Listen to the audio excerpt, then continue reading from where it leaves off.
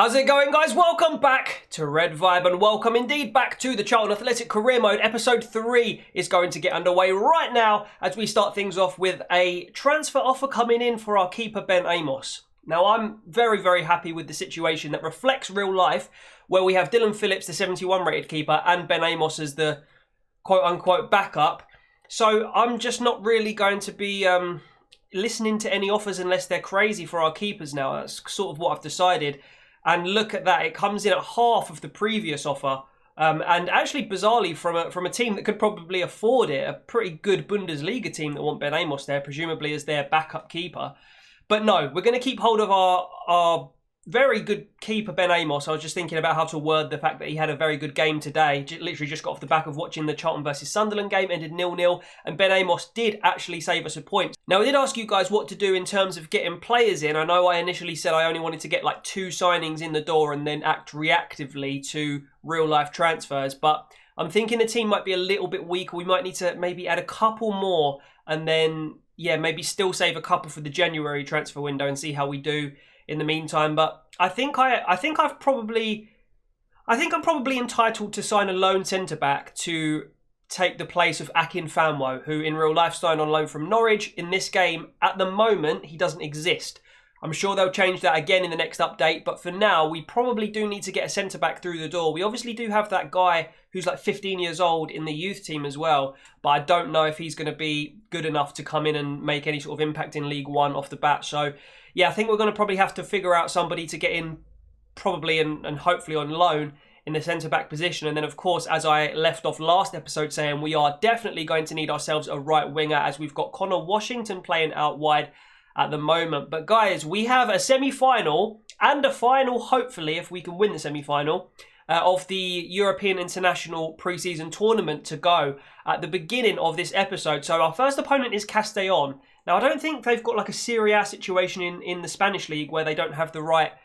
Oh, Anike, 1.1 million. We'll have a look at that. Yeah, I don't know if they've got the same situation in the Spanish league as in the Italian league. What I mean by that is the Italian league doesn't have any licensing, so a lot of the teams aren't properly named. The league's not properly named. It's Calcio, I think, A, and Calcio B. And then you've got like Piemonte Calcio. I can't remember. Piemonte something is the name of Juventus and that sort of thing. But what I'm trying to say is I don't know if this team that we're about to face are just like a La Liga team that have been named incorrectly. That's basically a really long-winded way of saying what I was trying to say. Chucks Anike, 1.1 million from Shandong Lueng Taishan FC. Sort of strikes me as a player that might end up going to China at some point in his career, Chucks Anike. But for now, I think we're probably going to just leave that. I feel like Anike is going to be pretty much our starting striker. His stamina's not brilliant, but we'll definitely be using him a lot. And he's our highest rated striker in the club. No plans immediately to sign any more strikers, as we already did sign Kaufman in the last episode. But guys, we're going to get into this match. Before we do so, though, I'm probably going to have to change some of these players around because look how unfit they are. We are going to sim it. I'll look at the score at half-time. If we're not winning at half-time, I will definitely jump in, but we're going to have to rotate this squad anyway. So actually, before we do that, I noticed when I was trying to sort out the squad there that we have nobody really to rotate in at the right wing position ahead of Washington, who's played like 3 games back-to-back and is absolutely exhausted. Now, Smith Rowe, I was waiting for an opportunity for us to scout him further to see his price. If we click on Smith Rowe, you can see that their valuation of him is 3.2 million, which we can certainly afford around that price for Smith Rowe. So I think it's time that we start off this episode with a bit of a bang. Oh, wow. This is with loose transfers, guys. This is with loose transfers that he's not willing to relocate. So that puts a complete spanner in the works. I'm going to have to go and do some research on some right wingers in the Premier League because Smith Rowe, it looks like he's not coming to the Valley because, as it says there, he's not willing to relocate. And wow, this changes everything. So just off the top of my head, I've had to go and sort of panic add a few players to my transfer hub in the game. So I can't actually scout anyone at the moment because we're scouting so many defenders and my staff are basically just too busy to do it. But who I have added, I've got Gordon added from Everton onto the transfer hub. I've got Harvey Elliott, the young 17-year-old winger from Liverpool on the transfer hub. I've also got Clark from Spurs. Elliott, this guy just popped up when I was searching for Harvey Elliott and he looks to be a decent player, but I have no idea like what his rating is and that sort of stuff, so we'll have to see. And then obviously Dan Crowley, who's a very good player, plays with Birmingham, another ex-Arsenal player, so a little bit older than maybe the others, but he's probably going to be around a 70 rated. He's got a lot of traits there, and he is the kind of player that we are looking for. So I guess I should probably find out whether like these teams actually want to sell these players. So if we go to Harvey Elliott and we go to buy, the player's not willing to relocate. Wow, okay, this is a lot more difficult. Let's go to Clark. He's not willing to relocate. Let's go to Crowley. Is he willing to go into negotiations? Okay, so Crowley actually is. So what we'll do, we'll arrange the fee for Crowley, and we'll also look at that Elliott guy and also Gordon as well. We'll try and get the transfer fee negotiated, and then we'll go for the best of the three options if they all accept. We'll see if that does happen in a second. So our first of those three has agreed terms with us, or sorry, the club has agreed terms with us. They've agreed to let Crowley go for £2.2 million and a 6% sell-on fee, which is not that bad at all. If we go down and try and do the others, I'll see how far I can get. Oh, actually, completely forgot about this guy. Sims as well from Southampton is another player that we might be able to get in. I have a feeling because he's a Premier League player, he'll be willing. Yeah, it says looks like the player will be unwilling to relocate at this time, and that is exactly the case. Will it be the same for the left winger, Anthony Gordon? Yeah, it looks like all the Premier League players have this sort of default thing of not even wanting to go on loan, let alone yeah, being sold to a different club. So who's the other guy? I've lost him. Oh, it's this Spanish guy, Elliott. So we can pay the release clause, or we can begin negotiations. Now, 4 million is a little bit hefty for my liking. He's 21, so I noticed he had a 3-star skill move, 3-star weak foot. I do like 4-star, really, or ideally on both of those things. But again, brilliant with this career mode because we can actually train that. So again, I don't know how high this guy is rated. I've never even heard of him, but his price is the indication that he's going to be a good player at this level. So he's a right mid, he's 21, his release clause was like 4-ish million. So you're going to imagine him to be, again, around like you're going to imagine him to be around like the 72, 73 mark, I guess. But we'll soon find out anyway. Wow, they've actually just gone ahead and accepted a £2 million offer for Elliott. I don't know if that means that they are just in need of some money, that club, or if like he's just not as good as we maybe think. So he is versatile. So is Crowley, but he's more of a like right mid and CAM. He looks like he has got sprint speed and acceleration on his like high traits, as has Elliott. Hey, should we get both of them in?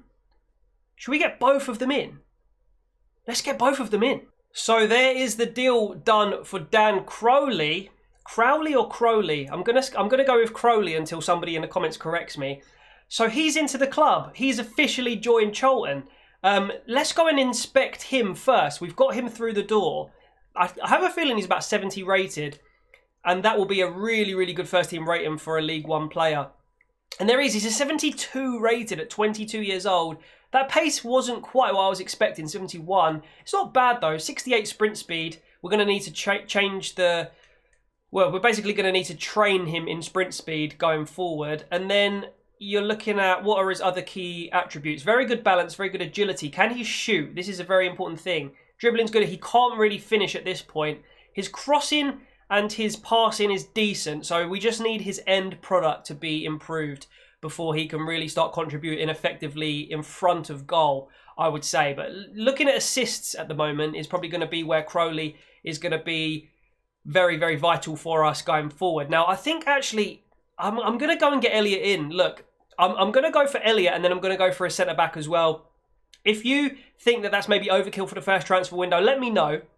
And I'm going to probably stop either way after I've made these signings. But let's go to the transfer hub. Seeing as we have this bid accepted for Elliott, and he can play both on the right and left wing, I just think it would be silly to not get him in the door when we've obviously gone for the Sandguard money at the beginning of the transfer window and given ourselves an extra 10 million. Now, probably we're breaking the wage cap by getting a couple of these players in, but it's obviously not in place in FIFA. What I am noticing though is that it's a lot more difficult to get negotiations done, and a lot more difficult to get them on long-term contracts. Crowley wanted a 1-year contract, and we ended up getting him on a 2-year. So let's see how Elliott compares. And there we go. We get the 5-year deal confirmed with Elliott. Now, this is a complete lottery. Like, this is kind of exciting. The anticipation of finding out exactly how good this player is. Never heard of him. Never really seen him play, obviously. Never seen him on FIFA even, so I don't know what his rating is going to be. Let's find out right now. He's a 66 rated. It's not the end of the world. He's not a bad player. He's 21 and he's 66 rated with a lot of versatility. So I'm a bit annoyed that he wanted to be like he wanted to be an important player in the club, which means we're going to have to play him quite a bit. But I can live with it as long as he doesn't play like more than 20 games, because I don't think he's going to get ahead of Crowley, and I'm obviously going to play Williams ahead of him on the left as well. So he's basically going to be like a sub/rotation player for us. Hopefully that keeps him happy enough, and automatically we are looking really a lot stronger in the squad. So I think we just need to get that one centre back in, and then we'll probably stop our transfer negotiations this season. So that was a bit of a detour there. We can actually go in and play this game now, or sim this game against Castellon, and hopefully the injection of Crowley and Elliott is going to make us a lot more deadly in this game. So that's how we're going to line up. We've only pretty much left Pearce and Williams in there purely because we don't have necessarily the quality to compete in those areas, the depth in those areas. So let's go into the simulation, and we've actually started both the new boys on either wing. So you're looking at Crowley, Kaufman and Elliott, a brand new front three to make the difference for us in this game. Let's see how they do. Chance here for Charlton. It's our number 11. It's a goal for Gilby. And we've taken the lead in 6 minutes. That's a very good sign for the boys. Hopefully we can keep hold of this lead now. Oh, it's got to be another goal for us, surely. It's a great save from the keeper. Nice little move that we worked there. And the corner comes in, another save from the keeper. We look to be all over him in the opening 12 minutes here. I didn't actually realise, but there is actually commentary on the simulated game. So I'm actually going to stick the headphones on and sort of get more into it. It's great. This new addition to career mode just purely is wonderful. It's like so much better than the last 3-4 FIFAs for career mode. Oh, they've got a chance here. It's number 10. Oh, good defending from us. We need to stop the cross coming in. They've had a chance, but it's gone over there. Let's have a look at the ratings for our players. If we go over to the right-hand side, we can see that. And it looks like Gilby is pretty much our star performer. Get that away. Well done, Barker. I feel like Barker's had a good game, but it's given him a 6.2. I've seen him make a lot of defensive headers and that sort of thing. So I'm a bit confused about that. Oh, they've got a little spell in this game now, the opposition. Williams switches to play over. Go on, let's get the second. It's a great finish from Levitt this time.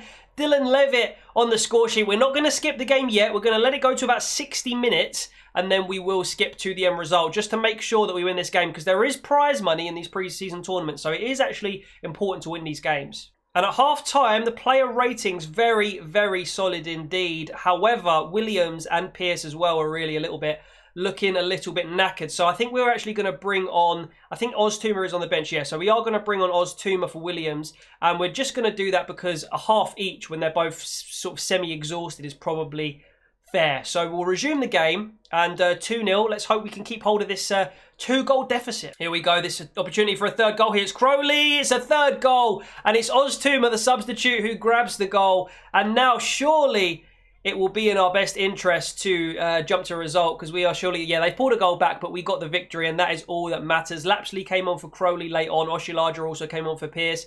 And we take the 3-1 and get to the final against the team we've already played, Pogon Szczecin. And I think that is the team that gave us a bit of difficulty and beat us 3-1 potentially when we fielded our, let's say, weakened side in the second game of the group stages. So that could be a difficult end game. But hopefully we can win it and get the prize money we need. Right, so here we go then, the final of the European International against Pogon Szczecin, who, yes, I do believe we did play last time and lose against. So that is their probable lineup of 4-1-4-1. Yeah, I think it was them, because I remember that guy Podstavsky or whatever it was scoring a header against us.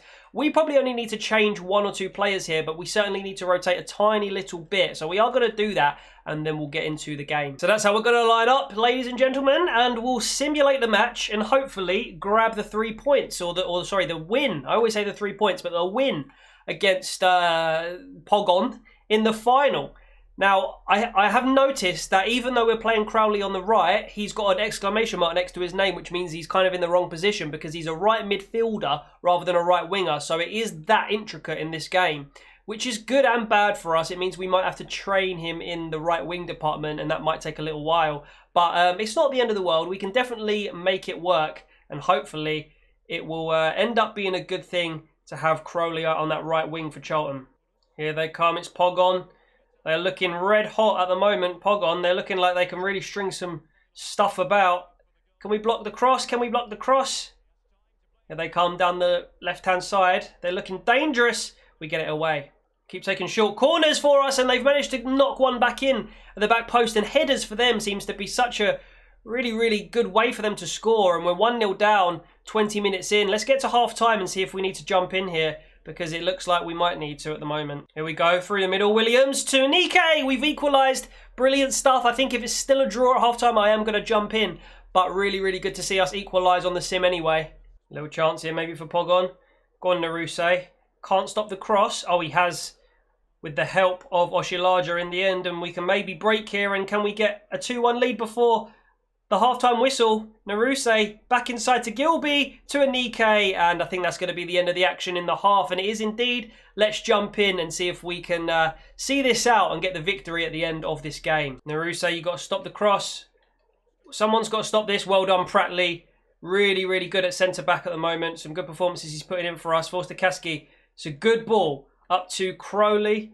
I think they're saying Crowley on comms. I think that might be offside. It's not offside. That's really good stuff. Who's the late runner? Oh no, that was meant to be for whoever this is in the middle of the screen now, who I'm controlling, because I saw him running in. The vision maybe not quite good enough on Crowley yet, but we have got the ball still. Williams, Anike to Forster-Kaski, back to Anike, shoot Anike. Oh, it's off the post, and that could have been the opportunity for us to take the lead, and it's not quite. Oh dear, come on boys. Oh, they've got a little chance here. Oshilaja, well played, son. It seems to be a bit more rewarding for risk-taking this game, and the mistakes seem to come more randomly. I mean, I've not played enough of this game to make any real commentary on how the gameplay's changed, but that is what I'm noticing so far. Like, getting stuck in seems to be a bit more rewarding than it was in FIFA 20. Like, on those 50-50s, pressing the tackle button, once upon a time, it would be a bit of a risk, because you would just lunge often. Nothing would really happen. But it seems to be that I'm winning more of them in this particular game, so we'll see how long that lasts for. Strigas playing the through ball into Gorgon, and it's a good defensive block from the new right back Naruse, and he looks like he's going to be a very solid young player out there, and we should hopefully, if he keeps putting in performances like this, see him grow into a better player in no time. Away it goes. Oh, that's poor from Oshilaja. Twice from Oshilaja, that's poor. Oh, but then he makes the most outstanding recovery tackle that I've ever seen in my life to prevent the shot from being any real threat to Dylan Phillips' net. But they do have, I think, a corner here. So we have to defend with great concentration here, because they are a threat, this Pogon side. Maybe I need to look up who these guys are in real life, because they're clearly the real deal. Let's get this away. Well done, Pratley. Very, very good to get in the way there. Forster-Kaski, can he set us on a counter-attack? It looks like he might be able to. Elliot, with his pace up the left-hand side, looking for somebody to make a run in some space. I might have to go all the way to the far post here. And it's not a bad cross. It fell to Anike rather than Crowley in the end. And somehow they've managed to get it back to the keeper, and he's allowed to pick it up. Well played. Williams, Forster-Kaski. And the passing accuracy is still not great in this game, I have to say. But here we go. Look at this. It's tiki-taka football. Oh, it's one too many. No, it's not. It's a goal, please. Yes. What a terrible shot. But we've managed to squeeze it in the back of the net. And who is it? Is it Forster-Kaski? Who is that just scored that goal? It might be Elliot, the new signing. Let's see. I don't know. You guys might have already seen. But somebody's put it in the back of the onion bag for us. It's, yes, it is Forster-Kaski. It looked like Forster-Kaski just by the game face. And it is indeed him that should have put it in the bottom corner, scuffed it, but it's still enough to get past the keeper. It took a bit of a deflection off him, but 2-1 to Charlton. Now we just have to sit back and hopefully get the win in this pre-season tournament. I can't believe we're 3 episodes in, nearly at the end of the 3rd episode, and we still haven't kicked off the season. It's already been this exciting. Jesus. Great play from Oshilaja there. Forster-Kaski to Gilby. Little chip ball. And sending, looks like Crowley. Oh, just trying to turn inside a bit quicker and waiting for Williams' run there. It wasn't ideal in the end. And it looks like we might still work it though. It's Elliot in the box. Elliot, can he get his debut goal for us? And he can. And that surely seals it. It's going to be 3-1 to Charlton. And they've replaced the dab with whatever that was, because I pressed the dab button to try and flex on them. And that is in the end what Elliott did. Now that is an outstanding finish from Elliott, and more of that to come hopefully throughout the season from Elliott, who takes the number 21 shirt, which is of course Marcus Maddison's shirt in real life. So maybe we'll just consider Elliott the Marcus Maddison replacement for the moment. And he's actually going to go off the pitch now, and he's going to be replaced by Kaufman, the new striker, who's going to be a bit of a makeshift left winger here. We've also taken off Johnny Williams, and we've brought on Albie Morgan for the last sort of 10-15 minutes. Crowley up to Albie Morgan. Pitches it inside to Anike. This could be number 4 for Charlton if Forster-Caskey can score. And he's taken the shot with his right foot for some reason or another. I was meant to fully pelt that with his left foot. His stronger left foot. Look at the position he was in. Don't know why he took the extra touch onto his right foot there. Didn't make much sense. But not the end of the world because he's already grabbed the 2 goals. Well, since we jumped in, it's 3 overall, right? But whoa, that camera change was weird. And we've got a 4th goal from the corner though. And it's Chuks Anike with the header. And why is he so slender on this game? He's like more slender than your average player on this game, when in real life he's an absolute refrigerator. But he scored the goal, and he's got the physicality to match his real life physicality that he does really possess. And that is a great leap and a great directed header past the keeper into the back of the net, and 4-1 to Charlton in an emphatic final, and an emphatic victory in the final. Well played, boys. Gilby, can we get a 5th goal here? Anike over to Kaufman, the striker. He takes the shot. With the touch, I mean. He chips it in. It's got to be a shot. Oh, it's hit the post. And that was Forster-Caskey again, just not quite having the attacking prowess in the finishing department. But look, they've got a counter on now. This is going to be the last move of the game. Can they pull one back for a little bit of pride? No, they cannot, because the referee blows the full-time whistle. And we've managed to grab 3 goals. An important 3 goals, I think, because it's really given me a feel for how the game works going into the actual season. And plus, we get the victory at the full-time whistle. We win the tournament and, of course, get the prize money that is going to enable us to use as well. We might wait until January to actually use it. Here we're going to see a little celebration scene for the pre-season tournament. I wonder how OTT they're going to go here, because it is just a pre-season tournament, right? Actually looks like the valley in the little reflection there. But here we go. Who's the captain? I don't even know. Is it Pratley? Yeah, it's Pratley today. It actually looks reasonably like Darren Pratley, at least from the side. Not so much from the front, but it's not bad. It's not a bad representation of him. And look, we get our first silverware of the season before we've even kicked the ball in the league.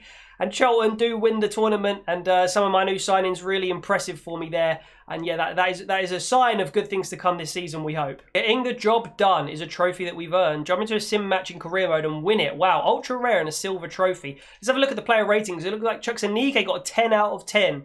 That is fantastic. And then you're looking at Forster-Caskey, Oshilaja, and the 2 guys that were substituted as well, Williams and Elliott, who were the key performers for us there. Everybody else played pretty well. There was a couple of like average performances, 6s, but yeah, considering most of those players were subs, can't blame the game for sort of doing that to them. And it looks like now we can fully concentrate on maybe getting a centre-back into the club, and of course as well getting into the new season. Now I think that's probably going to be it for the episode. And again, I can't believe it's been 3 episodes and we haven't actually played a single league game yet.